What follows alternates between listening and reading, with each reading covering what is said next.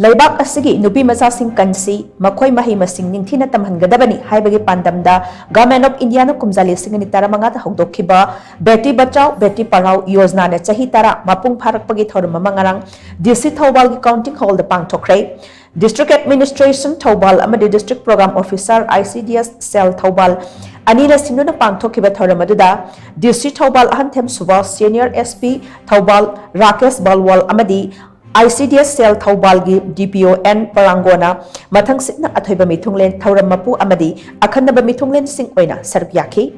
Thouram adugi saruk ama oina NUPIMACHA sing KANSI NUPIMACHA sing NINGTHINA MAHEI MASING TAMHANSI HAIBAGI paujal puba cycle rally ama DC THOUBAL ahantem subasna lamthaduna THOUBAL bazar dagi DC complex phawba chakhi loinana NUPIMACHA singi oiba tungan ba cultural show kaya amashu utki Thouram aduga manung channa NUPIMACHA singda sanitary pad amadi study material singsu khudol tamki Thouram ga mari lainana DC THOUBAL hantem subasna hai nupi oibi singda hanthana yengbagi thawong asi aikhoigi iramdam Manipur asidadi mami tabagum khanai adubu saitheng asi Manipur yaudabadi natte THOUBAL district oina nupi pokpagi chang mamang chahi ga yengnabada hancharakli district asi ga oina lairik laisu amadi atai tungan ba hiramda NUPIMACHA singna NUPIMACHA singdagi helabasu NUPIMACHA pokpagi chang hancharakpa asi yamna nungaite masi afaba khudam manate mapung phaba khunai amalingi hairabadi sex ratio manana chatnaba hotnagadabani natrabadi makhal kyagi problem thoraknabagi maram oi maram aduna nupa poklagana harauba aduga nupi poklagana nungaitaba phawbagi chatnabi ama leiriba asi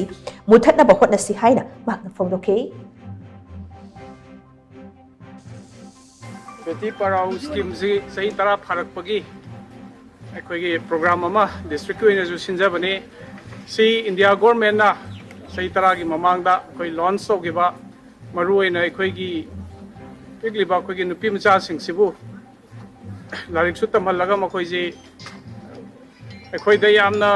THOUBAL district oina su hujik yam nungai da basi akhoi gi sex ratio si hanadagi hujik si am ta tharakpa nupa macha na hena masing hengalakpa NUPIMACHA gi pokpagi keno si am handare masigi maram mayam si akhoi thidongmina bam su changi aduga jiki India government na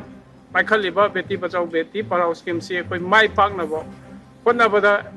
akhoi gi district administration lere adagi police ki side tagi sumagi role yam chawe aduga akhoi gi ICDS project ki chininaw sing tanaraga akhoi da leiriba akhoi gi yamna nemna leiriba sex ratio si wangkhatnabo hotnabada akhoi mayam punna hotnamina si haiduna I mayamda appeal tawjagi